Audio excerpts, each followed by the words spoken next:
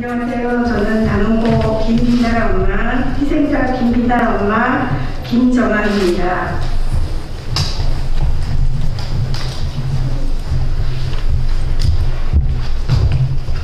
제 아이는 2014년 4월 세월호를 타고 제주로 가다가 지금까지 돌아오지 못하고 있습니다.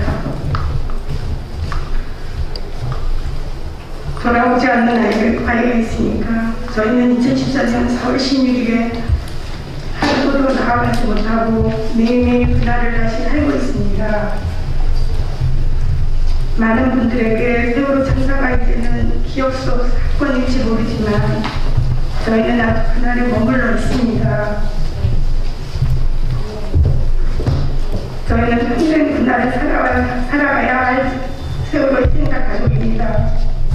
저는 오늘 그동안 국가가 희생자의 죽음을 차별해왔다는 말씀을 드리기 위해 이 자리에 희생자 가족들을 대표해서 섰습니다. 배로상 지정을 하지 않으면 배로상을 받을 수 없는 조건에 국가는 다양한 방법으로 희생자 가족들을 압박하기도 하고 회유하기도 했습니다. 당시 국가가 어떤 책임이 있는지도 그 전모가 밝혀지지 않은 상태였고 세월호 참사의 진상이 드러나지 않았지만 배로상 절차는 그대로 진행됐습니다. 국가가 세월호 희생자들을 지원하고 차별하는 배로상을 하셨을 때 안심반의하며 마음도 있었지만 결국 저를 포함해 많은 세월호 희생자 가족들이 국가를 믿었습니다. 그래도 국가가 같은 죽음을 다르게 차별하지 않을 것이라는 믿음이 있었습니다. 그런데 국가는 제 아이의 죽음을 수많은 희생자 가족들의 부모, 형제, 자녀의 죽음을 차별했습니다. 같은 희생인데 다르게 처리한 것에 어떤 법 논리나 행정 편의가 작동했는지 저희가 세세하게 알 수는 없지만 분명한 것은 국가에 의해 죽음의 차별이 발생했고 이것은 애초 국가가 약속했던 것, 저희가 국가를 믿었던가는 다른 결과라는 것입니다. 그동안 문재인 정부가 이런 차별을 바로잡아줄 것을 기대했고 그래서 기다렸습니다.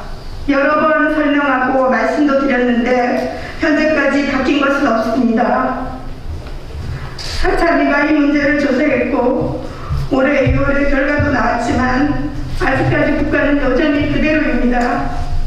마치 제가 2014년 4월 16일을 매일 살아가고 있는 것처럼 국가도 그날 세월호를 방치했던 그 자리에 그대로 있는 것 같습니다. 그래서 저희는 오늘 국가에 요청합니다. 국가는 세월호 희생자의 죽음을 차별한 것을 바로 잡아주십시오. 국가는 죽음의 차별을 바로잡기 위해 세월호 희생자들의 목소리를 귀 기울여 주십시오. 감사합니다. 제주 세월호 생존자와 그들을 지지하는 모임이라는 시민단체의 문영기현 대표로 오늘 이 자리에 섰습니다. 아이를 잃은 부모 심정이나만큼 하루하루를 힘들게 살고 있는 세월호에서 살아남은 생존자들이 있습니다. 그리고 그 제주에는 세월호 생존 피해자가 24명이 하루하루를 살고 있습니다. 이들은 지난 7년간 살아도 사는 것이 아닌 삶을 살아야 했습니다. 살아나온 것을 죄인처럼 여기며 자신이 세월호 피해자임을 세상에 드러내지도 못한 채 숨지기며 살고 있는 사람들입니다. 정부에서는 세월호 진실을 덮기에 급급했고 세월호 참사 문제를 조속히 덮기 위해 급급하기만 했습니다. 7년이나 지나서야 정부의 세월호 생존 피해자에 대한 보상 과정과 절차가 원칙을 전혀 따르지 않았다는 것을 알게 되었습니다. 이에 제주 세월호 생존 피해자들은 제주 세월호 생존자 시민 모임 일명 재생지를 만들어 정부의 세월호 생존자 대응 문제를 제기하기로 했습니다. 약 8개월 전이었던 올해 4월 16일 세월호 7주기를 맞이하여 저희 제주 세월호 생존자 15명은 국가를 상대로 배상소송을 제기하기로 했습니다. 왜 세월호 참사가 난 지 7년이나 지나서야 다시 소송을 하느냐고 반문하시는 분들도 많습니다. 저희가 이제라도 소송을 제기한 이유는 저희가 알지 못했던 국가에 대한 책임을 묻기 위해서였습니다. 세월호 참사로 인한 트라우마, 사실 당사자나 가족들은 세월호 참사의 트라우마가 1, 2년 정도 지나면 괜찮아지겠지, 나아지겠지 라는 생각을 하며 하루하루를 살았습니다. 그러나 그것은 잊을래야 잊을 수가 없는 것입니다. 현재까지도 그 트라우마의 시달림으로 인해 정상적인 삶을 회복하지 못하고 있습니다. 더 무서운 것은 그 트라우마가 평생 함께할지도 모른다는 두려움입니다. 2015년 국가는 그 당시 배부담법을 만들어 6개월 내에 청구하라고 압박하였고, 그 기간 내에 청구하지 않으면 배보상을 받지 못한다는 협박을 하였습니다. 조속히 보상금 수령에 사인할 것을 압박하였죠. 그 당시 생업에 전념하지 못해 생계를 유지하기 어려웠던 생존자분들 대부분은 울며 겨자먹기 식으로 정부의 보상 압박에 신청서에 사인할 수밖에 없었고, 병원 또한 아직 사고 발생 이후부터 2년이 경과되지도 않았는데 후유장애 진단서를 발급한 시점이 아닌 것을 알면서도 무엇이 두려웠는지 의사의 양심에 반하는 불완전한 진단서를 발급했습니다. 국가는 그 시점이 트라우마에 시달리는 피해 생존자들의 손해가 확정된 시점이 아니었음에도 후유장애 진단서를 적시한 문구만 보더라도 충분히 알 수 있었음에도 그대로 심의해서 배보상 절차를 종료시켜버렸습니다.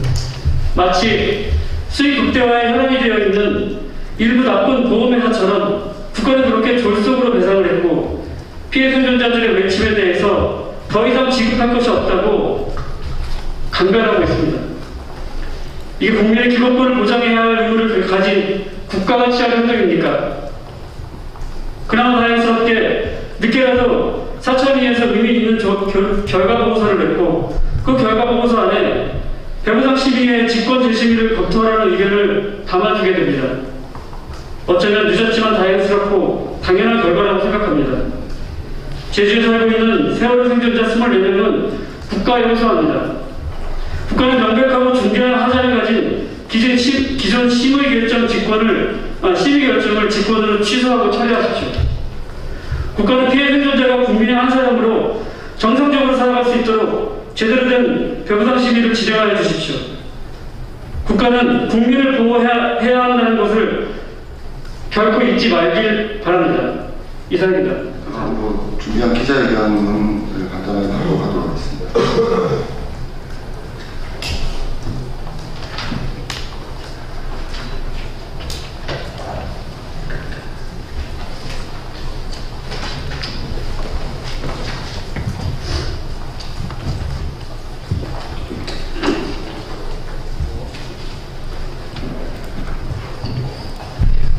기자회견은 국가는 희생자들의 죽음을 차별하고 생존자들의 아픔을 외면하고 있습니다. 세월호 참사로 인한 고통은 세월호와 관련된 많은 분들에게 현재까지 계속되고 있습니다. 희생자 가족들을 갑작스러운 사고로 가족을 잃은 슬픔, 그 빈자리를 매일 맞이해야 하고, 생존자들은 그곳에서 탈출하셨지만 죽음을 맞이한 그 경험으로 인해 현재도 계속 고통받고 있습니다. 세월호 피해지원법이 우여곡절 끝에 만들어졌지만 세월호 희생자나 생존자들을 위한 것이 아니라 정부를 위한 법이었습니다. 당시 정부는 세월호 참사의 진상을 규명하는 데 소극적이었고, 국가의 책임이 불분명한 상태에서 배보상 절차를 강행함으로써 세월호 지우기를 하는 것이 아니냐는 비판을 받기도 했습니다. 법 시행 후 6개월 안에 신청해야 할 배보상을 받을 수 있도록 하면서 관련 부서의 공무원들이 희생자 가족들, 생존자들에게 다양한 형태로 협박하고 회유하기도 했습니다. 그래도 국가에 최소한 차별 없이 처리해 줄 것이라고 설명한 것을 믿고 배보상에 참여한 희생자 가족들, 생존자들이 많았습니다. 그런데 그 결과는 기대했던 것과 달랐습니다. 희생자 가족들이 어떤 절차를 선택했느냐에 따라 희생자의 죽음에 대한 평가가 달라졌습니다. 동일한 희생에 대한 차별적 배후가 국가에 의해 제도적으로 강요되는 상황에 이른 것입니다. 세월호 피해 지원을 만든 법이 세월호 피해자를 차별하는 제도를 활용되는 결과가 된 것입니다. 그래서 배보상 과정에 관한 문제 제기도 했고 사참위에서도 조사를 하기도 했었습니다. 사참위는 피해자를 고려하지 않은 채 행정 편의적인 배보상을 추진했고 배보상 산정 시 3사의 중대성과 국가의 책임을 제대로 반영하지 않았으며 배보상 안내 과정에서 피해자의 불안을 이야기했고 피해자를 위축시키는 정부의 행위가 있었음을 확인했고 이런 배보상의 문제점을 고려해 기존 배보상 결정에 대해 재심의해야 한다는 의견을 내기도 했습니다. 그 후 세월호 피해자들은 국가가 나서서 이런 불합리한 일을 시정해 주길 기다렸지만 현재까지도 별다른 조치는 없었습니다. 그래서 오늘 저희는 국가에 아래와 같이 호소합니다. 하나, 희생자의 죽음을 차별하는 배보상 결정을 취소하고 배보상 절차를 다시 진행해 주십시오. 하나, 희생자 가족들이나 생존자들의 상황에 맞는 합리적인 배보상 기준을 마련해 주십시오. 하나, 현재 진영형인 생존자들의 고통에 제대로 평가하고 지원 대책을 마련해 주십시오. 2021년 12월 9일 04.1 단호가족 대표 김정환입니다.